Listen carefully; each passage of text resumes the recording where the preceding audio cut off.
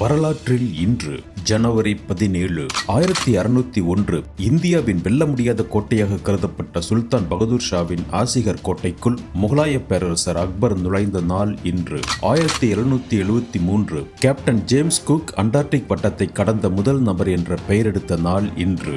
1920 அரசியலமைப்பின் 18வது திருத்தத்தின் விளைவாக அமெரிக்காவில் மதுவிலக்கு அமலுக்கு வந்த நாள் இன்று.